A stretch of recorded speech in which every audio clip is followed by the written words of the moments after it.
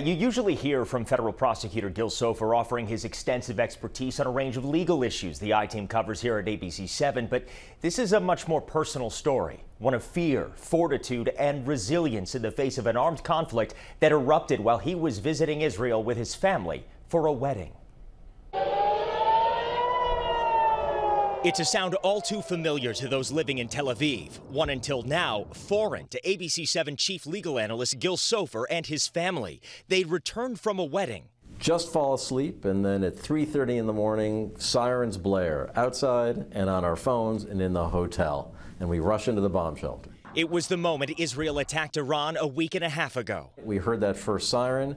That signified that the country had just attacked Iran and that we should all be expecting massive retaliation. And so those next 12 hours, those were harrowing. What are they going to do? And of course, we know what they did. They fired over 100 ballistic missiles as we sat in our shelter and listened to the booms. That was scary. Over the course of 8 grueling days, Soffer, his wife, and 2 daughters were compelled to shelter in a safe room at their Tel Aviv lodgings 15 to 20 times, along with others in the home. One missile destroying an apartment complex just blocks from where they were staying. We felt fairly secure in our shelter. It was the uncertainty. When are we getting out? How are we getting out? The airspace is closed. All flights are canceled. There was no prediction about when that would change. Then a glimmer of hope. Soffer embarking on a week-long project to hire a private extraction firm to get him and his family out of harm's way. Picked up in the early morning hours last Friday. Their first moments on the open road, away from the safety of the shelter. That was why that was the most frightening, I would say, of all the days that we were there.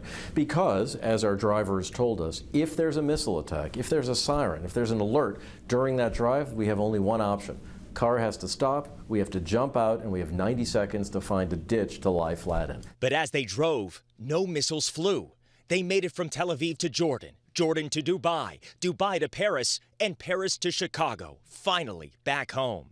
It was only a dream during the course of those 8 days in the bomb shelter. It's all we could think about was what would it feel like to be out and to be home and to be on familiar ground. And then when it finally happened, it was the greatest sense of relief. Now, with a few days of reflection. It may sound odd to say, but we value the experience now that it's done, because what we saw, as looking back, is it really made us bond together very tightly as a family.